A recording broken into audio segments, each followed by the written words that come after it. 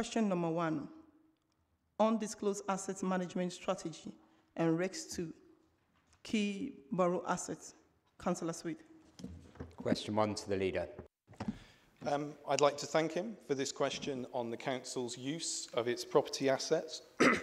The next Labour government will invest, like we always do, to address Tory neglect and underinvestment. We will build. And here in Wandsworth, we'll lead a decade of renewal when it comes to our roads, our estates, our leisure centres, our vehicles and depots, public services and our fantastic charity sector. We will make the long-term investment decisions that you dodged. We'll use all of the council's assets to improve life in Wandsworth in partnership with the community, our dynamic business sector and our fantastic charities. Which brings us to libraries, why we're here, why we're having a debate and 4 separate questions tonight because Conservative councillors want to spread a scare story about Battersea Library. Let's be clear. We are not selling Battersea Library. Not now, not ever. We love libraries. We've opened up 2 great new libraries this year in Northcote and in Wandsworth Town. We've extended the hours of other libraries, and libraries will again be a central part of our community hub's offer this winter. You tried to close the library and sports centre in my ward. It is embarrassing that you are trying to use a library to spread this scare story that you know is made up using 1 line from an unpublished internal officer document which you know is not council policy. Wandsworth Tories have a shameful record on selling off public assets. Wandsworth Labour will continue to put every public asset to use in supporting our community. Supplementary, Madam Mayor. Please go ahead. Supplementary. I'm disappointed that the leader has chosen not to answer the question at all, and even more disappointed that you've said it's not a council paper. You know, it's right here. It's written, Wandsworth Council, July 2023. Wandsworth residents are really worried about some really important, much-loved community assets. And there's a document right here that says that those assets may be sold. It's not unreasonable for me to ask this question, and by treating the question with complete contempt, you're treating residents with complete contempt. So I want to ask you to take this chance to make clear what your plans are for all of these assets, not just Battersea Library.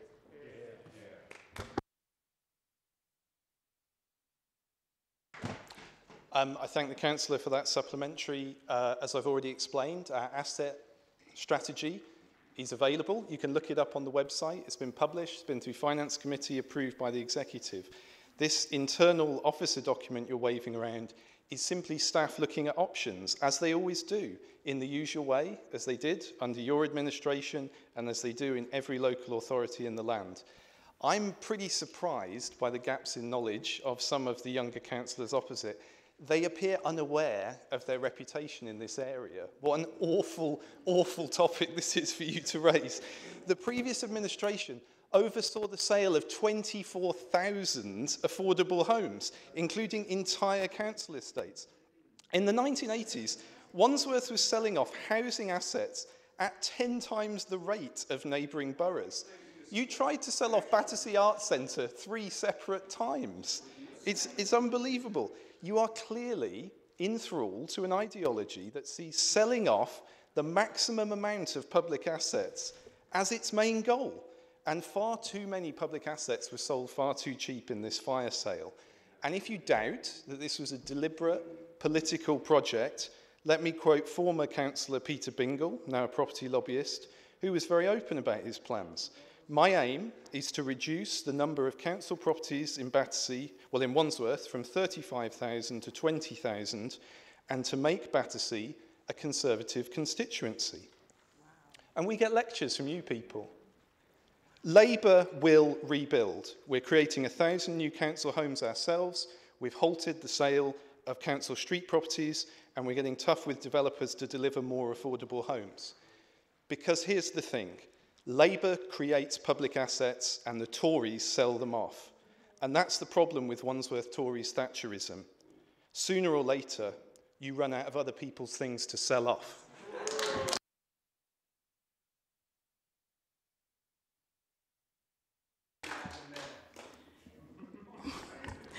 Councillor Osborne.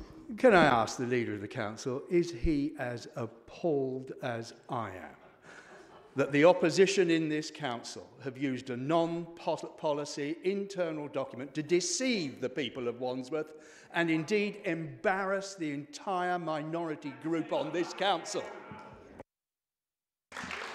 Councillor Hogg. I thank Councillor Osborne for that supplementary. I think it will become clear over the evening it was not the strategic masterstroke that those bully boys might have dreamt up and thought it was at the start. But, I mean, hopefully I've been as clear as I can. But I think there is a wider point here. I mean, you can be part of grown-up discussions, or you can just make up things to mislead and upset people. And that goes for asset discussions, but it goes for everything else as well. We're reviewing our democracy. We will open up the council and we will listen to local people. It's up to you whether Conservative councillors are part of that or not. Shouting people down, twisting the truth, bullying people, lying and intimidating are not things that residents expect to see from you. You can have proper scrutiny where we explore the big issues together that face local residents, and that's what I think we should do. Or you can just throw mud. Or you can be part of a party that just throws mud and pretend your hands are still clean. I saw a former Tory councillor recently, and the first thing he said was, "I'd like to apologise for how appalling Wandsworth Conservatives have been since they lost the election." This is your reputation on the line. And I've got to be honest, being unpleasant doesn't work. Local people are smart. They've rejected your values. You're going to lose the forthcoming by-election. You're going to lose the mayoral election, you're going to lose the general election, and you're going to lose the next local elections. And behaving like this, you deserve to.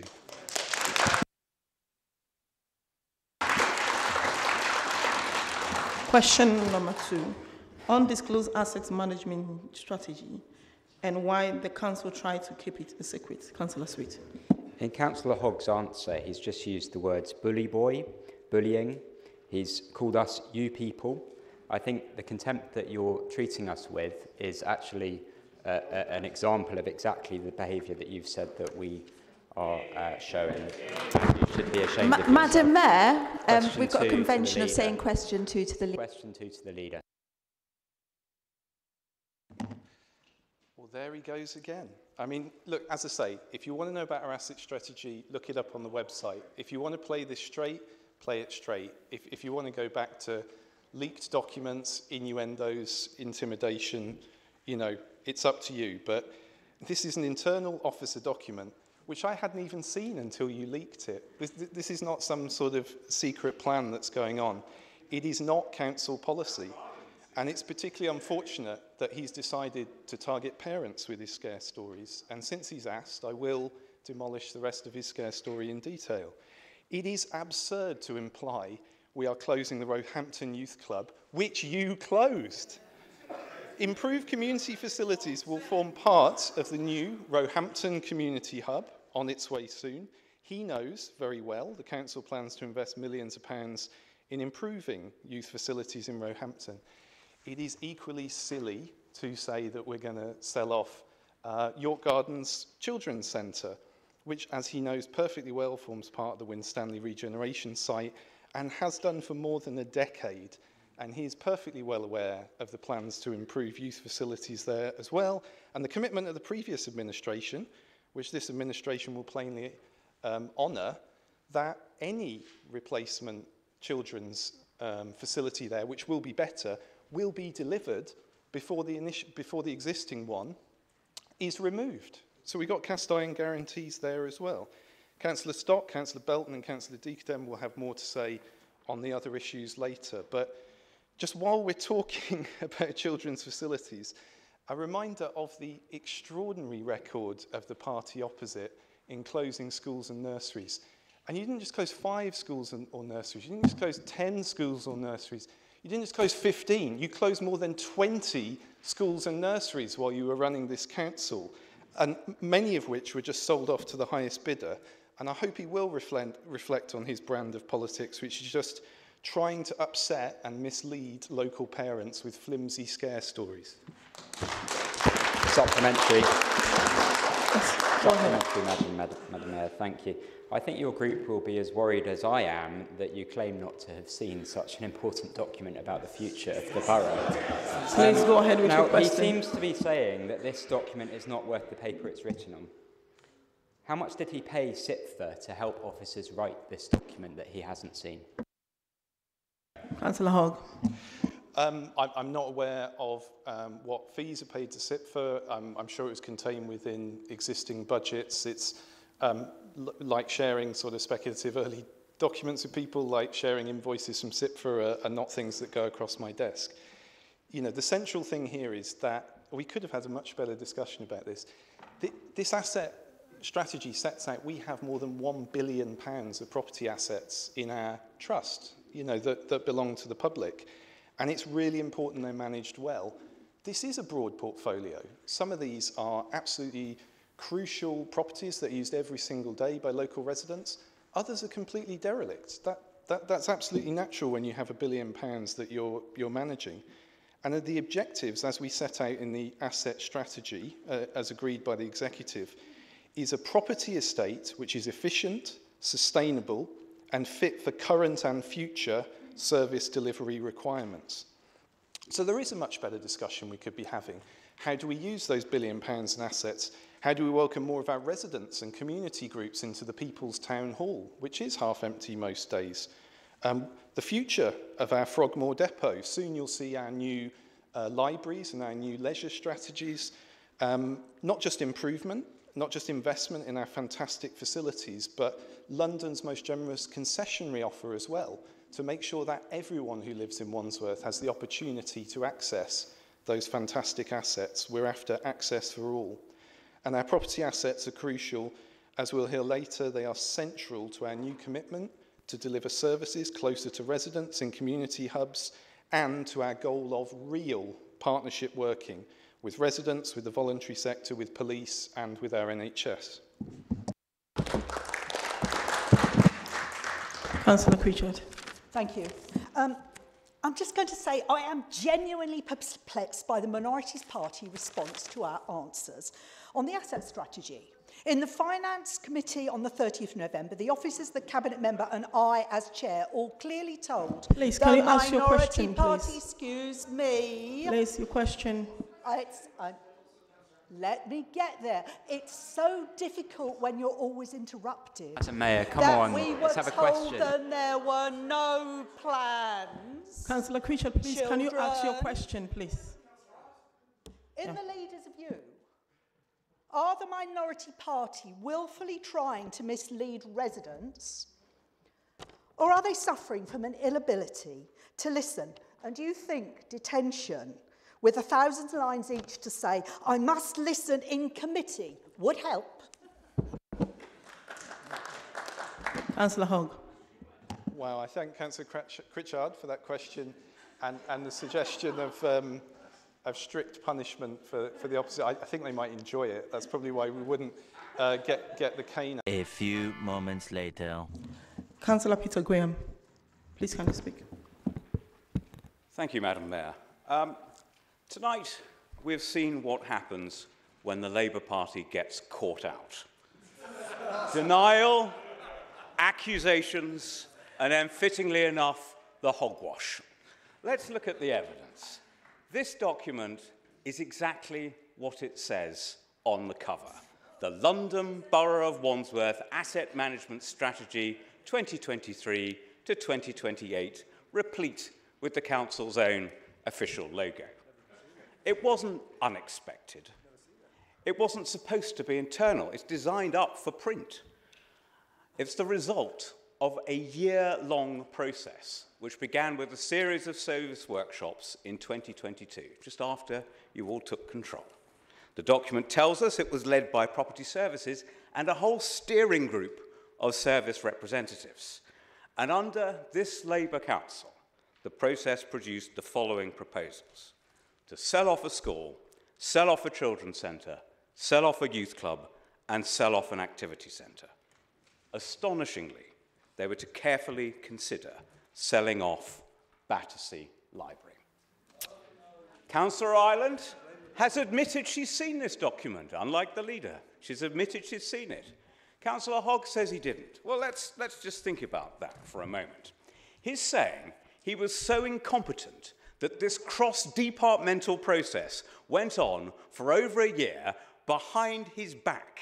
He's apparently saying that officers wasted hundreds of hours of their time and the council paid, using taxpayers' money, a consultant thousands of pounds to produce proposals you seem to Councillor regard Hogg, as please, silly. can you allow him to speak, please? Behind your back. That is the nonsense. That is the denial here. It is ridiculous. This is a result of a lot of work, and it is your document. You can't get out of it. Officers admitted that it formed the basis of the committee report, the thing you do admit to. The report was, in their words, to summarise the strategy. So you voted for a summary of this, and now you claim this is nothing to do with you. Worse still, by failing to disclose it as a background paper, the council broke the law. The strategy itself says, on page 5, that it should be published, so that residents and others can see and understand this council's intentions. The council's intentions, not officers' intentions. But it wasn't published. The same paragraph says, this AMS is brought to life through some early project proposals. Note, proposals, not Councillor Hogg's options.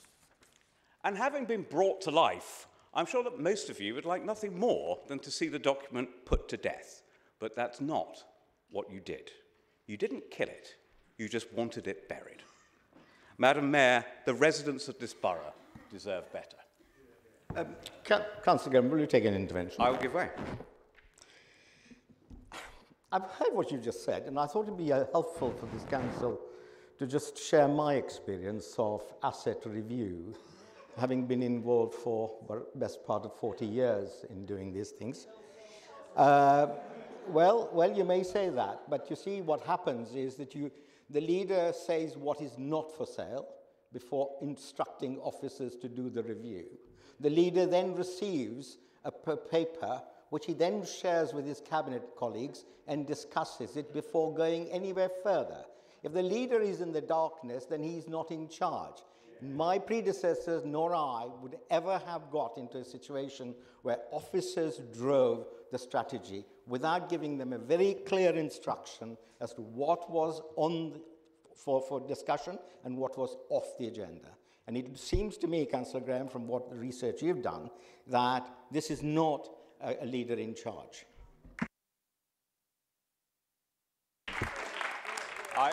I completely agree with Councillor Govindia. And as he will note, this administration is now on its third defence. The first, a committee, was that no decisions have been taken yet. Not that it wasn't your document, just no decisions have been taken. The second, which didn't last very long, is that it wasn't a real plan, when it literally says what it is on the front page and across the top of every other page in the document. The third, tonight, with that we enter the realms of absurdism. The asset management strategy isn't the asset management strategy. The only more ludicrous contrast, Madam Mayor, is between Councillor Dickerdem pledging to reopen the Doddington Activity Centre in opposition, him seizing control of the relevant department last year, and then now discovering that not only is it marked for sale, but in his own department's words, his pledge hasn't been mentioned recently. No wonder they want a cover-up. No wonder they won't publish, because there's more. There's more in here. A leisure needs review is underway, alongside a new library strategy. And guess what? Page 22 suggests not replacing facilities coming to the end of life, e.g. leisure centres and libraries. It goes on, page after page after page. Your plan until you got rumbled. More to the point, apart from Battersea Library, it's a plan that you have yet to publish and yet to disown. You've got 10 seconds. The leader of the council might be able to hogwash his colleagues, but this opposition won't let him hogwash the public. You might not own up, but you can still be found out. Councillor Hogg. Thank you, Madam Mayor. I'm grateful for another chance tonight to discuss how we can best use the Council's assets to serve local people.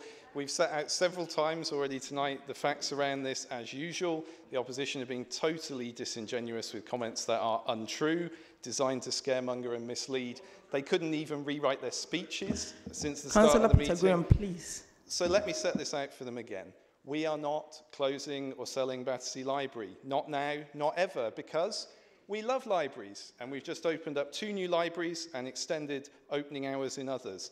I see one of the many policy changes that you're looking for in opposition is to extend the opening hours at your favourite libraries. Remind Councillor Richards-Jones who cut those hours at Northcote Library in the first place. It is absurd to say we are going to sell off the Roehampton Youth Club, which you closed. When we opened the Roehampton Community Club, or Block A, we will have invested millions of pounds in improving youth facilities in Roehampton, and we are not going to sell York Gardens Children's Centre, because all councillors already know, because I just told them, because it was your policy, because it was a concession that I, as a local councillor, got from you in opposition, and I have promised in majority to carry out, that that facility will not only be re-provided, it will continue until it is re-provided. I am very much looking forward to Councillor Belton's speech tonight, and the history lesson that will come with it. From what we've heard tonight, they need one, and this is his specialist subject. Particularly good to hear from Councillor Govindia. You know, first the Tories bring their weakest single policy area, then Councillor Govindia has a question defending property developers. You know, as a Labour councillor, this is like Christmas coming, so if we're feeling Christmassy, well, of course we're you thinking couldn't of good... bother to answer the question. We're thinking of good Christmas songs. I don't know, like Bingle Bells. Bingle Bells. Bingle all the way. That was your planning policy, wasn't it? Bingle all the way. But it's fantastic to have Councillor Govindia back out at this time of year, you know, really point of putting personal work in. explanation, Madam Mayor. Since I've been mentioned, and all I can say Madam Mayor, the protocol as a former leader should know is that that sort of thing has to wait till the end of the speech. No, so it's not. If we can stop them deliberately trying to intervene. No. It's a personal explanation. He's allowed to, please. Well, yes, Madam Mayor. Madam Mayor, there'll need to be extra time allocated if you allow this. Thank you. Yeah, it's been paused, don't worry. Thank you, Madam Mayor. I think all I'd say is that Councillor Hogg makes mention of all my sort of involvement in planning. I look forward to the time when he says to his colleagues who have the lunches and dinners with the same person he mentioned several times, that they would be honest in saying that they have that engagement. So that was worth waiting for, Madam Mayor. If you like, I can name them, the but Tories, I won't bother. Under Councillor Govindia, backroom deals, rampant asset sell-offs and flats for overseas investors. Madam Mayor. Under Labour, more transparency, responsible use of assets and affordable homes for local people. This administration will invest, like Labour always does, to address his underinvestment.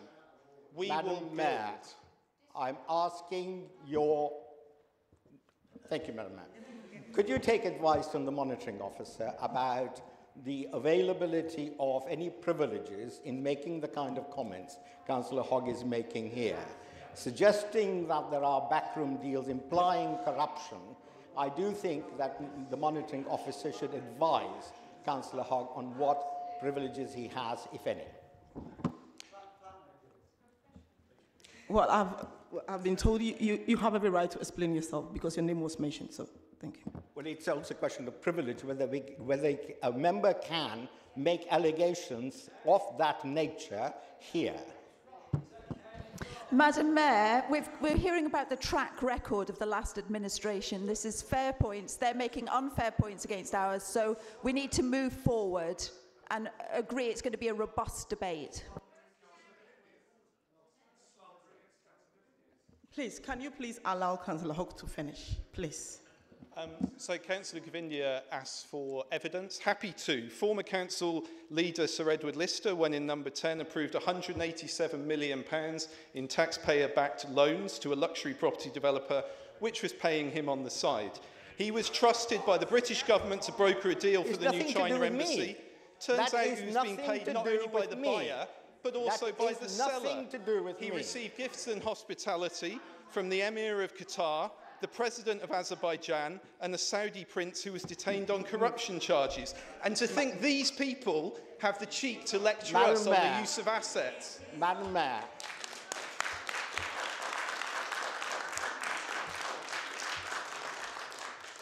Madam Mayor. Councillor Hall, please, can you make it clear that it wasn't Councillor Givindi you're talking about, please? I'm sorry, Madam Mayor, on a point of order, I can't remember which standing order it is, but the monitoring officer will know it off the top of his head. But you have the power in this chamber, is if any utterance you think is scandalous or vexatious or is otherwise liable to bring the council into disrepute, you can call the member to order and you can ask them to sit down. I'm just finishing my point of order. Can I make a serious plea that the kind of language we've heard just now really does bring the council into disrepute? It goes way beyond the subject of this debate, and it demeans all of us. You have the power to call the member to order. I would implore you to take some advice from the monitoring officer and take a view on that. Madam Mayor, this is exactly the sort of faux public school intimidation that we talk about.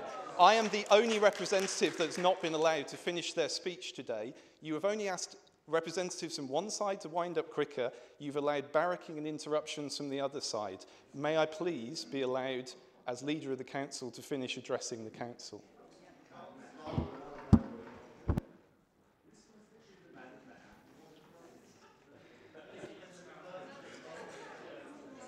Councillor Hall, Madam Mayor. were you referencing Councillor Givindi in your speech? Pardon me? Councillor Givindi. Yes, because you mentioned his name. Yeah. So what I said was bingle bells, bingle all the way, which is a reference to his former flatmate who, in the press, has admitted to wanting to sell off council properties in Wandsworth, and also is on the public record as trying to influence planning officers in Wandsworth to try and get decisions from the previous administration, which was headed by Councillor Govindia, his former flatmate. I can make the correspondence available both before and after the Planning Application Committee's meetings where they communicate with each other in that manner. What I've said about backroom deals is factual. It's a matter of public record in the national press. And to be shouted down in Wandsworth Town Hall for saying backroom deals existed in this or any other council is unacceptable. Madam Mayor. Councillor, please continue. Madam Mayor, point of order. Point of order, Madam Mayor. Please, can you sit down? Let him continue, please. Please. Actually, Councillor Gavindi, please. I appreciate. He has explained it. Please, Madam can you sit down? Let him continue. Please. Sorry, Madam Mayor, I appreciate. I'm sure he's going to have your time. I appreciate it's a difficult meeting for you. Yeah. And I don't wish to make it difficult. But the suggestions about the various things that former Councillor Lister may have done, the implication was that I was in any way involved. I want it to be absolutely clear that I have no responsibility and no influence on what former Councillor Lister may or may not have done. To suggest that there is any link between me and him is both wrong and actually near libelous. So I just want to make it absolutely clear that in this council, its record should not show that I have that association. Councillor, please, that has been heard, please. Point of order, Madam Mayor. So if I... Please, take a seat. Let him finish. No, and very happy to clarify that, I mean, apart from their 19-year working relationship, I wasn't suggesting, I was asked for evidence of issues with this council, and I gave evidence of a former leader of this council. I wasn't seeking to say it was that former leader of this council. I wasn't, yeah, these I said during his activities at number 10, meaning in central government. But, you know, I'm not making this up. There's a very well-worn reputation that this council had. But to get back to the matter in hand, which is the opportunity to talk about assets, I was just drawing a contrast between the two different approaches, and my point is we value our assets. We're not the quote-unquote cradle of privatisation over there. So our ambition is much greater. Our plans for regeneration will be far more ambitious than this council has seen before. The reason we paused their Alton master plan was because the net gain of council homes was too low. I'm really excited to announce our plans in the new year. You'll see the scale of our ambition there. It's about using our council assets differently. We're also creating a new placemaking approach to the borough, not silos, cross-cutting projects. This will be much better for residents, but also better value for money too. We're going to have transport linked up with education, planning linked up with housing, health and sustainability in all policies. And we'll be seeing the council assets in a better way, not selling them off to private property developers to build luxury flats, instead working with the voluntary sector, the police, our brilliant local businesses to get the borough working better, more joined up and ready for the future. We will lead a decade of renewal. Time is up, Councillor Hopeless. Thank you. The one person you're asking to stop talking is Please, me. your time is up, thank you. Okay. Councillor Pridham.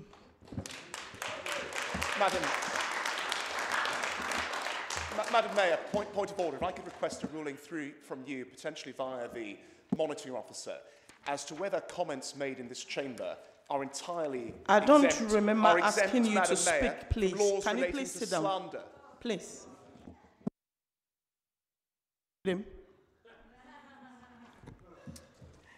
Thank you very much, Madam Mayor. As Councillor Hogg knows, I always try to pay very close attention to what he says in this chamber.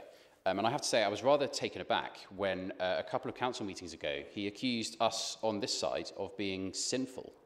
Now, I have to admit, I'm certainly no expert on scripture, but saying to voters that they will not do something before then making secret plans to do it sounds pretty sinful to me. As for that matter, does slandering his predecessor, Councillor Govindia.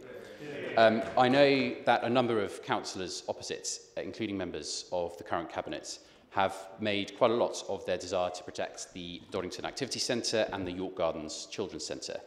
Indeed, Wandsworth Labour were so protective of these sites that they ran a campaign to save them, opposing a reorganisation where they were not even under threat. Now that they are indeed under threat, in black and white in this document, I imagine the people that supported that campaign will be very interested in how they vote tonight. Turning to Battersea Library, following the Cabinet Member for Finance's reluctance to safeguard its future at committee, I'm of course very grateful to the leader for making clear earlier in his responses that Battersea Library is safe. As he'll understand, it's a key feature of the ward I represent with Councillor Cook and a very important focal point for the local community. But the fact is, if we had not exposed this strategy and tabled this motion, they would still be considering whether to sell off the library. They had to be compelled to do the right thing. As for the issue of transparency, the position as set out in the administration's frankly Orwellian amendment appears to be that the document labelled Asset Management Strategy is not a strategy, and that it is an internal document that we shouldn't take seriously. But the document was very clearly intended for publication. In fact, as Councillor Graham pointed out earlier, it states that it should be published so that residents and wider stakeholders can see and understand the council's intentions. If this council is as committed to transparency as they made out in opposition, then why not follow through and do what the strategy says? If this was intended as merely a starting point for discussion, then why not prioritise resident engagement, as he said in his written answer to question 5, and share it with residents, so as to ensure their views are incorporated into the decision-making process. Now, I should of course say that it's perfectly reasonable to keep the council's assets under review. We, as councillors, should always consider how best to look after the resources that we manage on behalf of the people we represent, and of course pay our allowances, and think about how we can run the borough more efficiently. However, I think it's fair to be slightly alarmed by the proposals within this strategy when they are set against the backdrop of the council's total disregard for the basic principles of fiscal responsibility. Under 2 years into this administration, we've already seen them take millions from the reserves, rack up hundreds of millions of pounds worth of debt, raise their own allowances, spend £1 million on the leader's office, and make a host of other reckless decisions with everyone else's money. In that context, it's not that much of a stretch to imagine a scenario where, because of these irresponsible decisions, they are compelled to sell off community assets. In that event, we know from this strategy which sites are going to be first for the chop. Now, the administration's amendment tonight implies, without guaranteeing, of course, that this is not actually the case. But they have no intention of selling off these assets. If that is actually the case, then why not vote for our motion unamended, as it commits the council to do what they seem to be implying they want to do anyway? The only reason I can see for choosing not to do so is to keep their options open and cover up the plans they were making to sell off the assets. Labour councillors still have a chance to avoid this by voting for our motion. If, of course, they choose not to vote for this motion in its entirety and unamended, then I think residents will have to draw their own conclusions.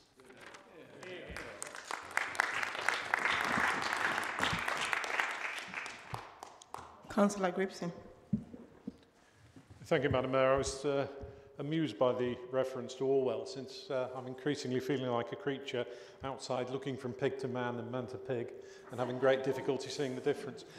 Madam Mayor, I have a piece of paper here. It was a paper given to the Conservative group in June 2014. Interesting date, a month after an election, with a string of things that were to come forward to the next committee. The immediate committee cycle was going to have closure of the Gwyneth Morgan or the Randall Close day centres and cease the graffiti service. The next cycle would have closure of Tooting Bec Track, closure of Battersea Leisure Centre, and consideration of closure of non-town centre libraries. Now, this document wasn't published. It's not 40-odd pages, I admit that. It's a summary of work there, and it may be, perhaps those who I was a mere backbencher at the time, but I don't know if this was just thought up in the month after the election or whether it was a set of plans which had been proposed, but it wasn't thought right to share them with the electorate at the time. Madam Mayor, though, I'm not doing this in any sense to suggest that there's hypocrisy from the opposition group. What I would like to do, though, is just make a couple of points based on my own time at education. Firstly, I'm a bit nervous, and I think I disagree with the leader, at the implication that closures are always shameful. I take always my example when we closed Chartfield and the Vines special schools. These were two half-empty schools, which basically were from a previous age. Chartfield was designated delicate. It just sort of sings that. The Vines was looking for youngsters with mild learning difficulties, and parents were choosing mainstream.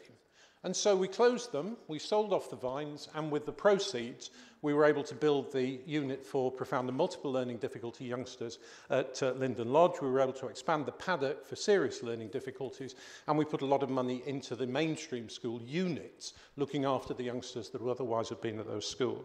Now, I don't think that was shameful. I don't think those closures and the selling off to prepare that. I think it's very important that we always remember that to imagine that public services are set in aspic and that a set of schools that were set up, many of them in the 50s and 60s, were automatically still appropriate is something that I think we should be careful with.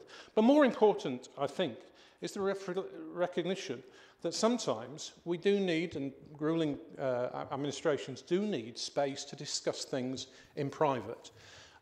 We had the Labour governments at the time, when I was had the portfolio, mandated local authorities to publish a list every year of schools that were more than 25% vacant places. And I think that was rather a sensible idea. The authorities had to justify keeping them open. Of course, most of them stayed open, but you had to go through the discipline of looking at it. Now, when we were looking at one point, there were 10 schools of this in the borough, and it was quite clear in the North Battersea area that there just weren't enough youngsters to go round. So a lot of money was being spent on keeping school buildings warm and maintained, on senior management staff, on maintenance staff, rather than that money going into the classroom for books and for computers and for teaching assistants and the like. And so we did a lot of work behind closed doors and eventually decided that John Milton, the smallest of the schools and the least well attended, was the one that should be closed. Now, I would suggest that it would have been absolutely and completely irresponsible of us at day one to go out and say we're looking at possibly closing 10 schools. And what actually happened was the Labour group got hold of this, and that's exactly what they went out and told the parents. Tories trying to close 10 schools. And it was really frustrating, not politically, because we suddenly had 10 schools going out to their parents saying you can't trust the Labour Party. Politically, it worked very well for us. But what it did do was risk blighting those 10 schools and leaving us with a problem bigger than we faced in the first place, where many parents withdraw their children from schools because they think there's a danger of closure. And I hope that the Labour, like the Conservatives before them, will not be ashamed of taking decisions in closed doors. Because absolutely right, the public has a right, once a decision comes forward, of open discussion, a leading group that will listen and change the view if better ideas come forward. But the public also has a right not needlessly to be concerned about things that are very, very unlikely to happen. Going back to this note that went to the Conservative group, most of those things didn't happen. And this got, from Councillor Govindia's explanation earlier, this had already got his approval, otherwise it wouldn't have gone to Conservative group. And yet they didn't all happen, because it was of its nature, the discussion document. 10 seconds, please. Thank you. With that, I hope the Labour group won't be afraid of standing up for taking decisions. Tony Blair said his single biggest mistake was the Freedom of Information Act, and I think he was probably right in that. Because the public deserves, yes, to have proper discussion, but also not to be scared needlessly.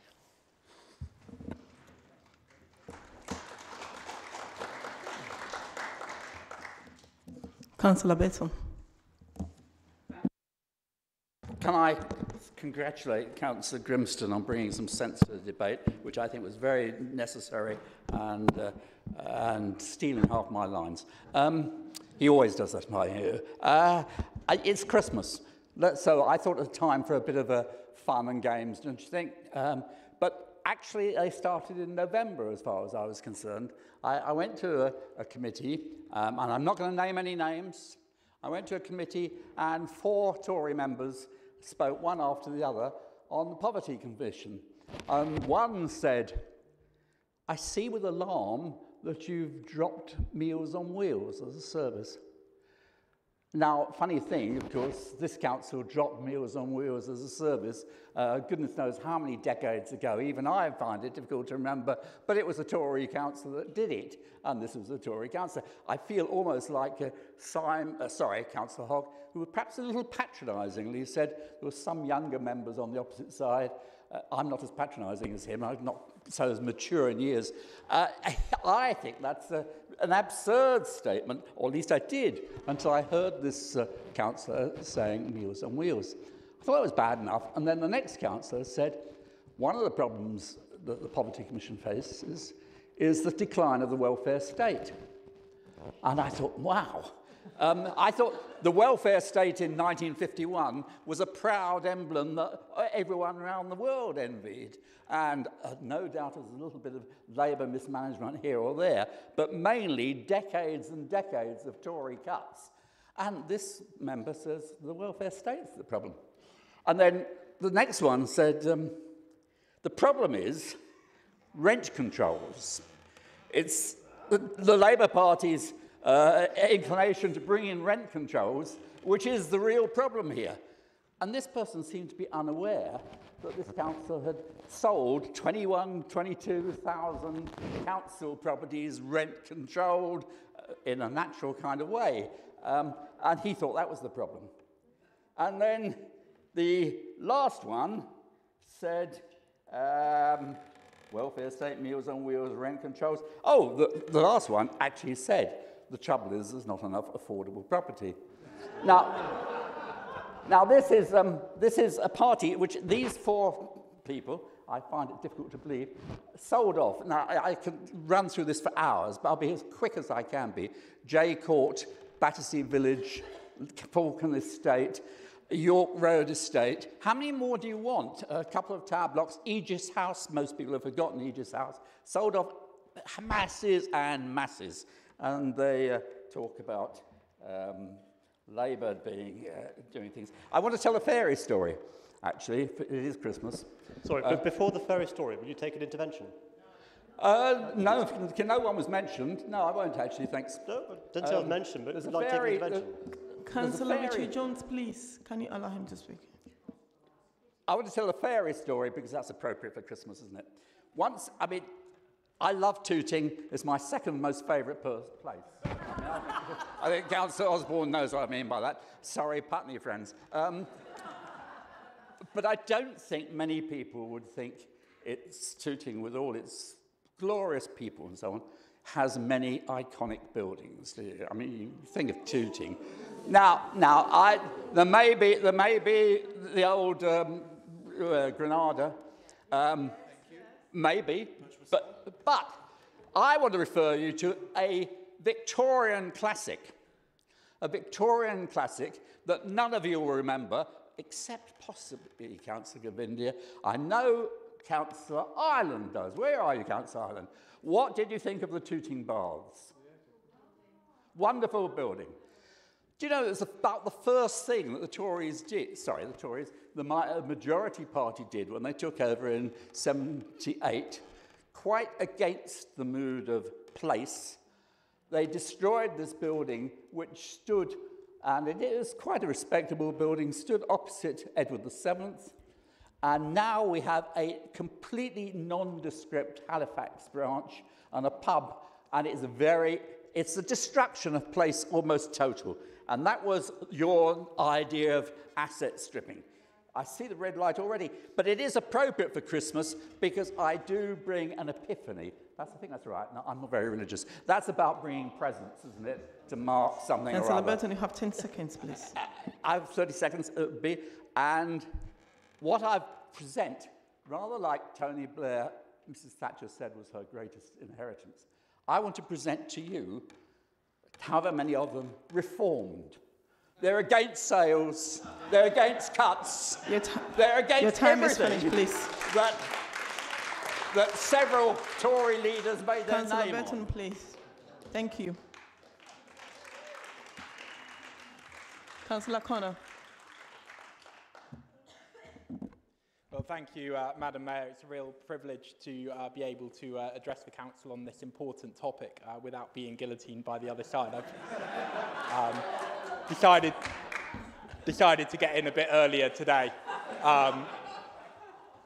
I'd like to thank colleagues for the really good-natured debate so far. 'Tis the season, after all, and wish everyone a happy Christmas and New Year when it comes. Look, I did want to stick to the motion and address the motion in detail, but I can't let a few points that have been made by those on the other side of the chamber go without comment. Councillor Hogg, in his numerous mentions of this subject this evening, claims to have set out the facts, but I think there's a real risk here that he's actually just not aware of the facts, or even and certainly not in command of the facts, because he's admitted that he has not read the document. And that should give members behind him, and indeed across the council, a pause for thought before they cast their vote on party lines later, and actually consider, should they back and put their name to a position that the leader of the council holds, which he accepts is not it's not something he's in full awareness of, or should they actually put their name to our motion, which is saying that the council should be open, transparent, and that the council administration should simply make a public statement about the contents of this report and put everyone's mind to rest across the borough. It actually is it's almost a source of regret that this has been such a partisan debate so far, because actually it seems that both sides are in favour of making it clear to residents that they want to, that we as a council want to protect these assets and make commitments that they won't be sold off. So why won't the council leader just say, thank you for bringing this topic, we'll make a full public statement? Instead, he's put forward, with the support of colleagues behind him, an amendment which actually is just a complete whitewash, effectively, of what is actually the case.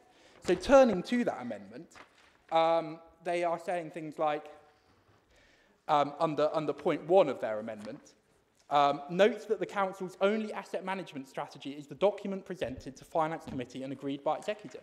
Now, I'm surprised that's allowed to stand as a statement and hasn't been challenged more, because actually we've seen Councillor Sweet and Councillor Graham show this document, the physical document, to members tonight, and it clearly has Wandsworth Council asset management strategy written on the front. It's got the Council's logo as well, and that was not published for the site of the Finance Committee, and I know that because I was at that Finance Committee meeting. So it's clearly not the case that that the Labour amendment today has any kind of factual basis on that point.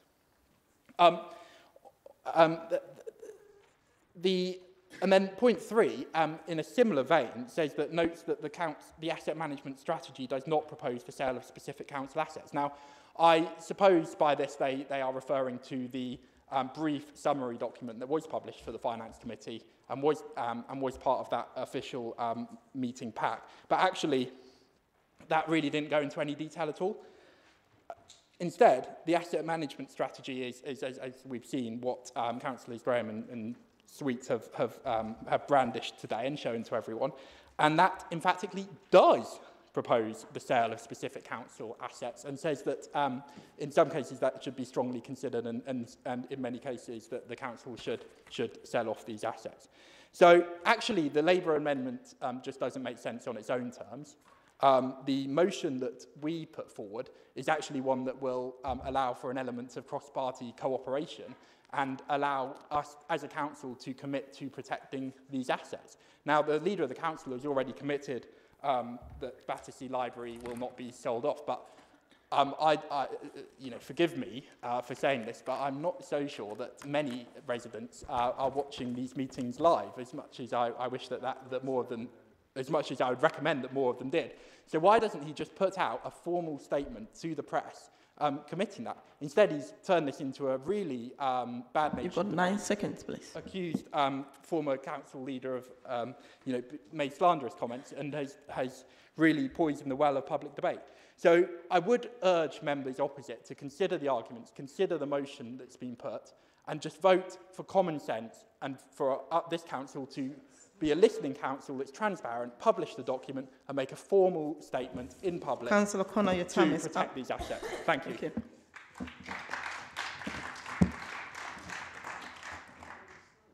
Madam Mayor, under Standing Order 21B, I just want to briefly exercise my right as the mover of the motion to reply to the debate.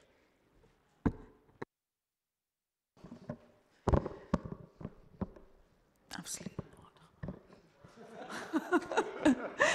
Absolutely not. This is completely out of normal conventions, Madam Mayor, and I know that you want to make a start on the mince pies later, so along with the rest of us. According to the Constitution, the standing orders he's entitled to. Thank you, Madam Mayor. I won't take the full 5 minutes, because I want the mince pies as well. However, I did want to briefly respond to the substance of what has been said, not introducing any new materials, because I do think it's quite remarkable that outside of the Conservative opposition benches, we had 3 speeches, and not one of them focused on the substance. Not one of them focused on what's in this document, Madam Mayor, sorry, Councillor Graham, we actually, I mean, I probably don't want to hear you, but I can't hear you, Councillor Graham, because you keep moving away from your microphone. It may be really important that I hear what you're saying. It may not be, of course, as well. I would have given way if she'd stood up, but that's fine. I will try to stick close to the microphone because I know she's so keen to hear. That's fine. So they didn't stick to the substance. Now, Councillor Grimston made some interesting points, and also Councillor Grimston doesn't have access to this document. So in that sense, it wasn't unreasonable for him to do so. I agree with him. Councils and administrations and governments do need space to develop proposals in private. They do need time to look at options and then reject those options and not have those seen by the public. That's not what this is. This is the write-up after that process had concluded. This document says it should be published. It says it should be published. And so... That's the thing, it's not a genuine argument. Councillor Dickinson, please, can you allow him to speak? This is just absurd. It's a waste of Well, you haven't seen it, Councillor Dickenden, but we know Councillor Ireland did. She admitted it. So Councillor some of you Graham, I think we've heard quite enough, frankly. We're bored already. Sorry, We've had enough of you. You don't have Please to shut sit me up. down. I'm sorry. Sit down. I have a right It's to tiring. respond. It's a waste of our I have a right time. to respond. I was trying not to take 5 minutes, but you're clearly Peter wanting Graham, to please, take can you 5 continue, please? Thank you. My argument Councillor is that Dickenden, the please, can you document allow him to says speak, please? It should be published, and you should do what you said. What you brought to committee was a summary. It was based on the underlying document, in the words of officers themselves, and you are not letting the public see what was going on when that was the plan. That is the point. Now, we heard Councillor Belton as well. Councillor Belton is a very wily member of this council. He chose not to talk about anything to do with this at all, and that was very sensible of him, although I did enjoy his extended misremembering of the events at the Finance Councillor Committee. Abs, please. And now, finally, I turn to what Councillor Hogg had to say. Has to be a point for personal explanation. I'll give way. I'll give way. You don't have to make a point. I didn't intend you to give way, but all right.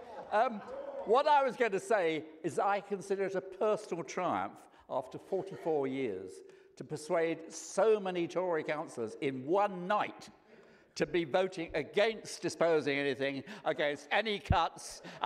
This seems, I've delivered 24 Tory councillors as converts. I think that makes Mrs Thatcher's achievement rather minor compared.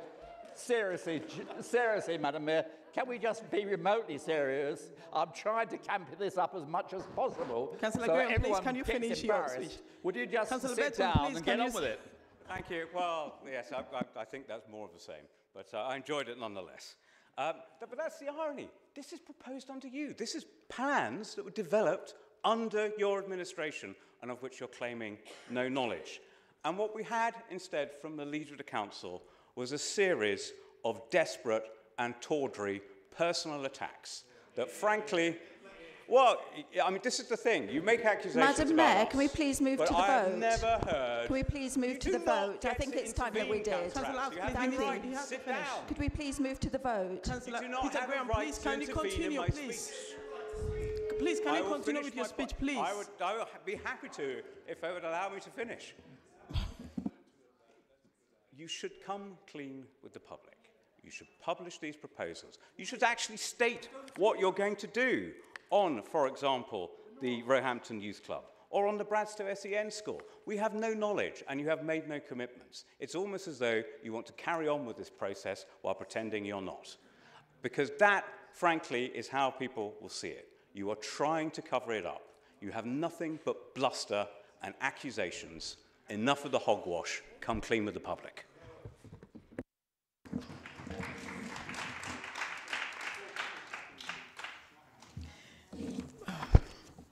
The matter now before the Council is the amendment moved by Councillor Hogg and seconded by Councillor Burton. All those in favour of the amendment?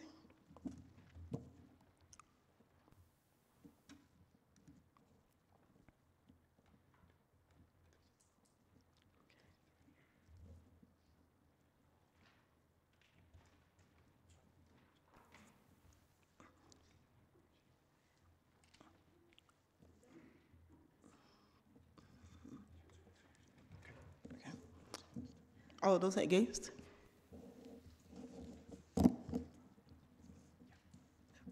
Any abstentions?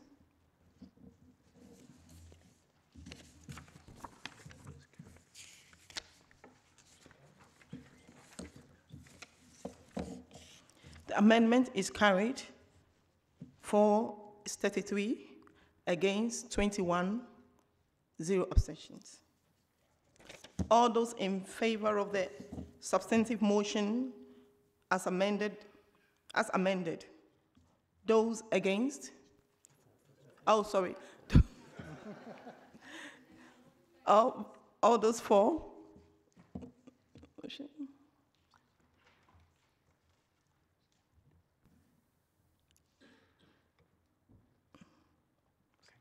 All right. Those against?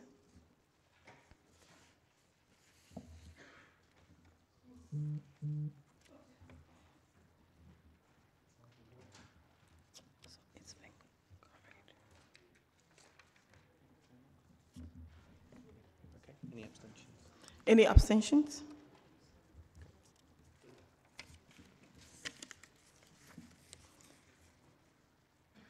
The substantive motion as amended is carried for 33 against 21.